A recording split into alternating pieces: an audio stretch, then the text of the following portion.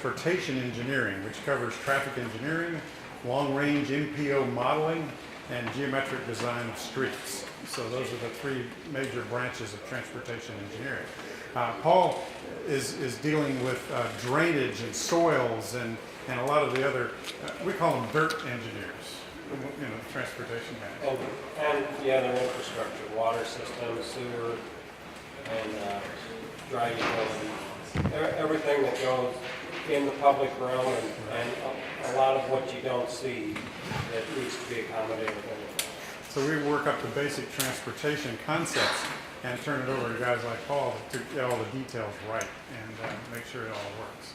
But what I sense in High Point is a need to discuss walkability. That fine old quality that existed in the United States in 1900 and was lost by the time 1940 came along. The pivotal year of which was 1924. 1924, and that's a whole hour lecture right there. But that was the point at which motordom, all of the interest in the automotive system, manufacturers, the sales, the maintenance, and all of the highway construction, and that whole lobby withdrew from certain coalitions they were working with, like streetcar people. And they said, now we're going to go on our own, and they began to influence the way the federal government set policy for transportation in the United States. And they ushered along the move away from train travel and to automobile travel, and actually got cities rebuilt for the automobile to be very comfortable and easy to use. Often at the expense of us that wanted to walk around and take mass transit and ride bicycles. So that's a little brief history, but let me give you some other slides. The places that we occupy around the city, whether it's working, relaxing, staying at home, that's been eroding to a certain degree in the United States. Now, can anybody tell me where this is? It's a place in Nevada, but I could put this on the internet and offer a $100 bill and nobody could guess where it is. The United States has just become so uniformly developed with chain establishments and transportation systems that the character has just been squeezed out most of our places that we have. People are really eager to get to these kind of places where they can actually interact with other individuals and take different modes of transportation and just hang out and relax.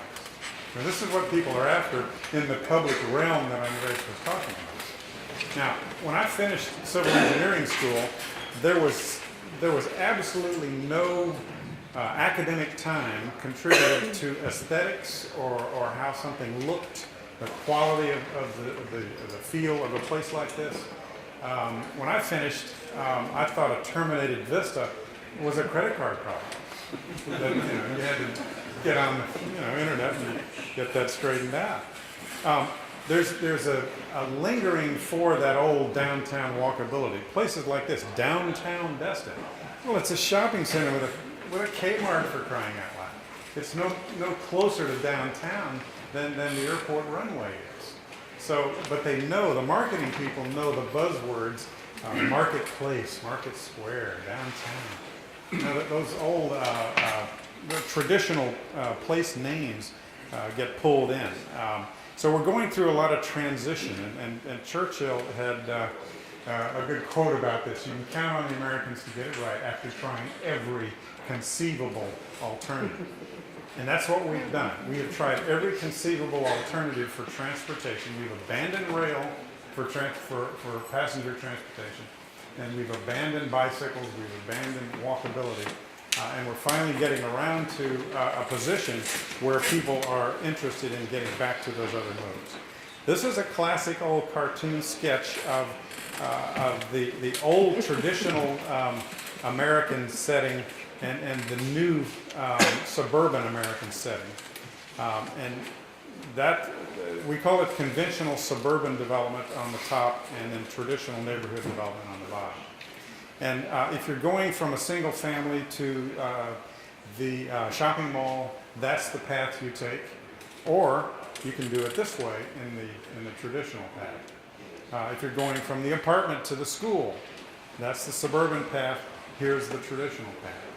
And you see, the point is that all of that congestion that you read about, there's an annual survey that comes out of Texas A&M about congestion in American cities, and they rank and rate everybody. This is the kind of congestion they're talking about. It's the need to get out on the arterial just to buy a toothbrush, to get a bag of potato chips, to go to church. Whatever you're doing, you have to go from your local street to a collector, to an arterial, and then back to a local street again to get to that destination. So it's this rural pattern of hierarchy of street movement that has gotten us into the problem we're in. Whereas the more traditional patterns with a grid system of streets, a network of mobility, that allowed you to move much more efficiently and with a lot less congestion. You're saying louder.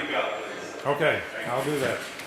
So that's We're where gonna move forward too. that's where we're There's only crashing. so, I'm sorry, when I started, there are chairs in front, there's only so much we can do in terms of yelling. So that's where we're crashing and burning, out on the arterial. That's where the congestion occurs. We were in the traffic control system, beautiful system that the city has in City Hall. And there were 18 screens in full color showing all the intersections. And in the downtown, there was not that much congestion. But if you get further out into the intersections where there are fewer streets to deal with, that's where the congestion begins to occur, where the traffic is concentrated on fewer and fewer streets. So our design principles that we've evolved over the years, when you're in the planning phase, like we are right now, this is the planning phase, then you do LU1, TR2. You consider the land use patterns that are really important to you first, and then you consider the transportation second. If you get the character of a place that these urban designers and you as citizens can conceive, then we can give you 2 or 3 different transportation solutions to match that and help that become a reality. But if you do it the other way around and you say, we're going to have quarter-mile arterials and half-mile spacing of freeways, and you set that all up, then you've got one arm tied behind the back of the designer to say what they can do with that space. How you gonna get people downtown, in this downtown area? When we build walkable places, the investments come in, and the mobility for the pedestrians is there, and people just come in and take advantage of it. They use it every single time. If you're in the building mode, if you get all your plans worked out, then it's transportation first, land use second. That's answered your question. You build those kinds of transportation webs and networks for pedestrians that you plan, and then the property owners will come around and say, they're doing what they said they would do. I think it's time for us to flip this property and make $3.5 million on that new restaurant that we've been thinking about for years. But you do the transportation network the way you've planned it, and then the private sector responsible for filling in all the buildings and hanging those on the armature of the street, they will do it. They will do it. So you reverse it when you get into the construction mode. There are 10 walkability factors. As I said, I didn't know anything about this when I finished school. I had to learn this out on the street. And we've had the good fortune since '84 when I met Andres and Robert Davis at Seaside. And we've been working with some of the top urban design firms like this throughout the country and even into foreign countries. And just by looking over the shoulders of their designers at tables like this, we were able to see, oh, I see what you're doing. I see that's important for walkability. I see this is important for walkability. So just by observation of these people, we have put together kind of a David Letterman countdown backwards thing. Narrow streets are pretty important. Street trees are good. Lower traffic volumes are good. Sidewalks are not even in the top 5. Okay, let me explain that here with some of the more important factors. Interconnected streets, that web that I showed you in that cartoon sketch, very important. On-street parking becomes very, very important. Some people say it's because it protects a pedestrian from an errant vehicle that, it's a crash barrier having the parked car there. That's pretty gruesome. What I say is parking produces pedestrians. For the people that are not fortunate enough to live within a 10-minute walk of the good restaurants and the downtown offices and things, they can drive their car, and 3 of them can park that car and get out and walk to 5 or 6 different places. And so all those multiple trips of walking are possible because they had an easy parking job right on the street in front of the post office or wherever they were going. So that parking enlivens the pedestrian sector by allowing a lot of people to move around. Traffic speeds, I can't say enough about traffic speeds.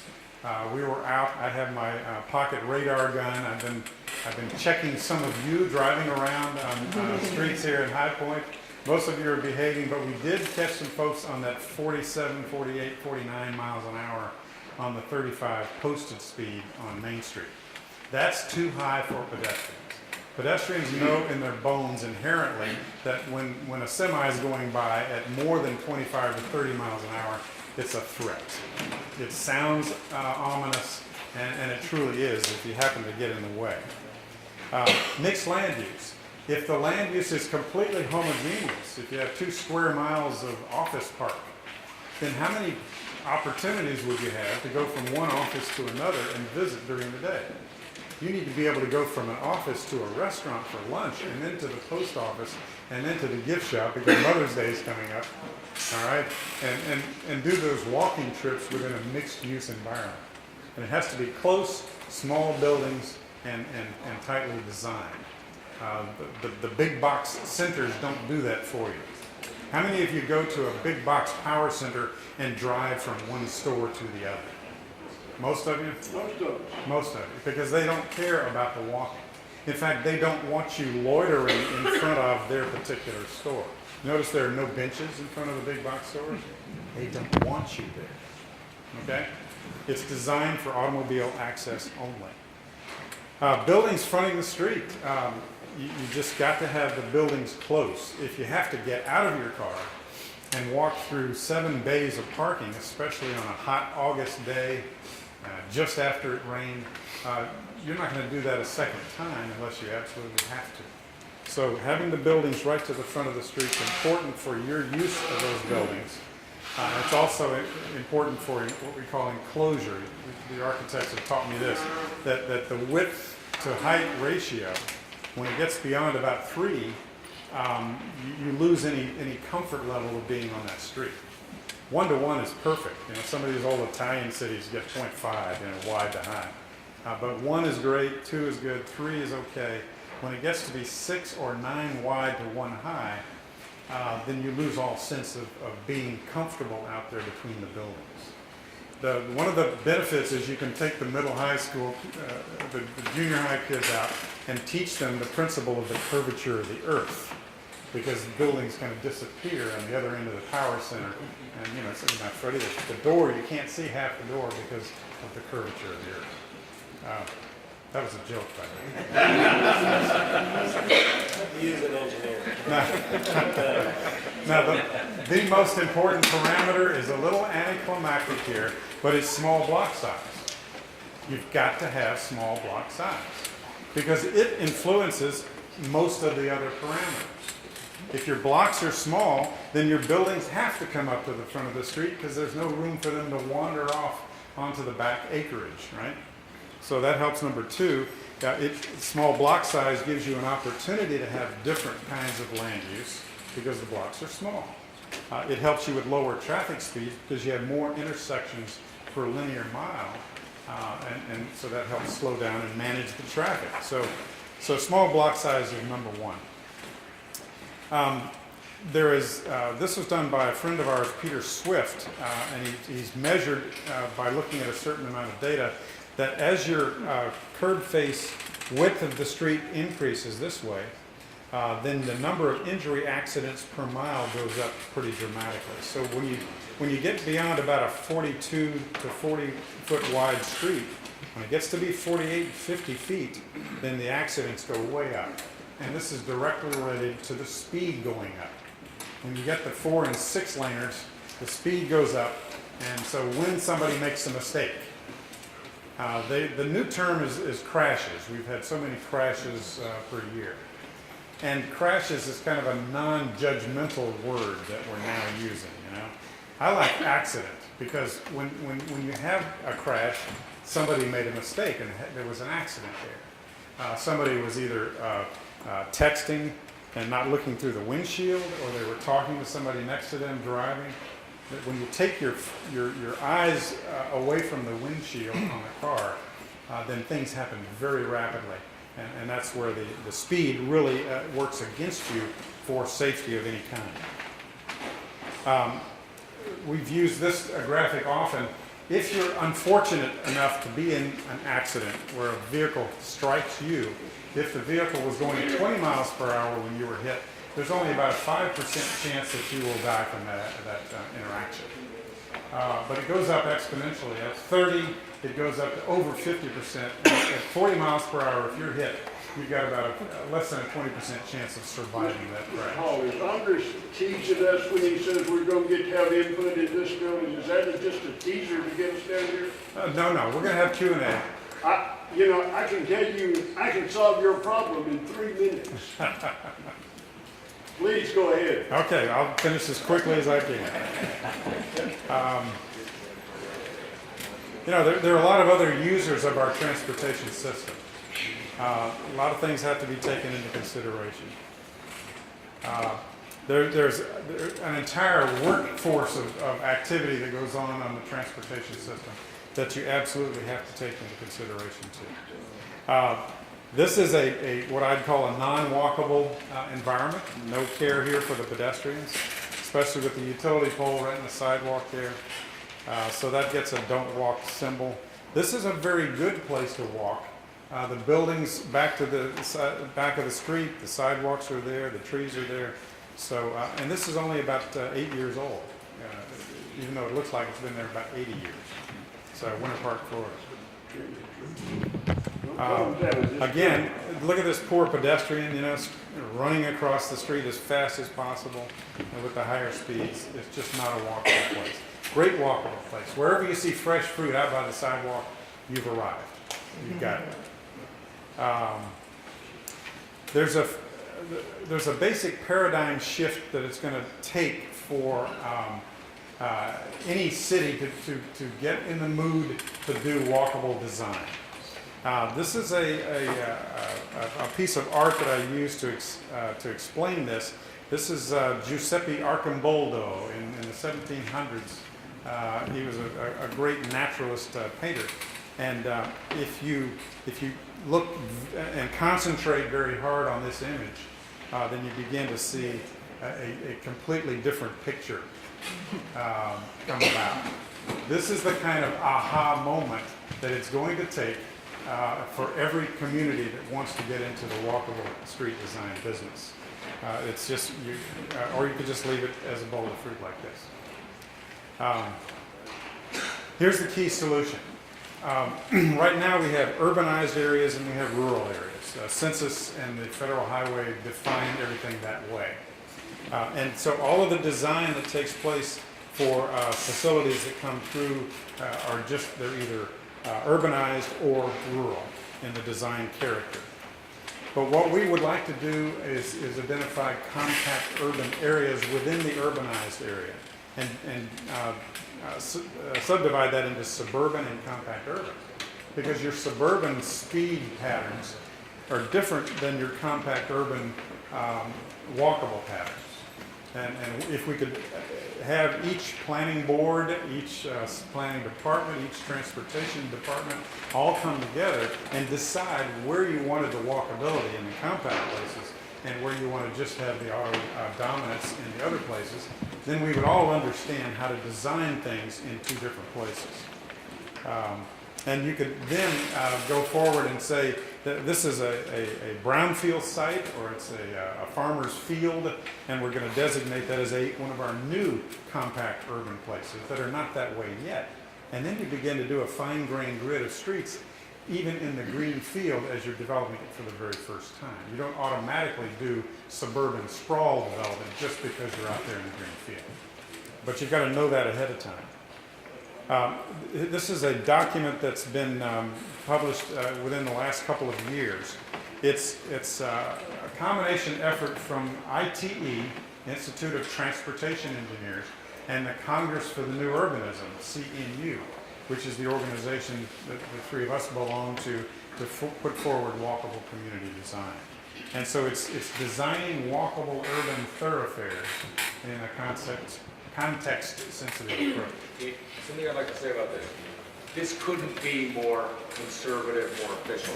These are the guys. This is the ITE. Okay? And now these documents are put out, but they have to be downloaded and accepted locally. If this document were in place here, then nothing that we're proposing would be radical or dangerous or anything. This is just simply current practice that has not been brought locally. So the idea is to make this an official, and very quickly, an official High Point manual. You add it to your existing manual. How many years is it? It's been out 3 years. It's 3 years old. And every engineer that designs and is responsible for that has a bookshelf of reference documents. There's the AASHTO Green Book, the national document for highways. And if this is added to the bookshelf, then it allows you to do urban walkable thoroughfares in addition to the faster rural stuff. Yes, ma'am. My biggest concern after hearing Dwana speak the very first time many months ago and then being in this process now is addressing the head so that the tail can wiggle freely. And for me, I think the head is Raleigh in the North Carolina Building Code and the North Carolina Transportation Codes, because we still are entwined with that. I mean, we have some wiggle room, but that's where my biggest concern is hitting the head versus so that the tail and the body can move. We're meeting with the Federal Highway Administration in 2 weeks. 3 of us are going in to sit with them and say, we've got to have this bifurcation of the functional class area types, which I know is perfectly clear to everybody. We're going to get with them and say, you need to split your policy into walkable places and drive-only places. And that's a beginning. Because, yeah, the state often says, oh, the feds will never let us do this. The feds are pretty far ahead of most of the states now in realizing that this walking and biking thing is very, very critical to the economic sustainability of the whole country. Okay, by the way,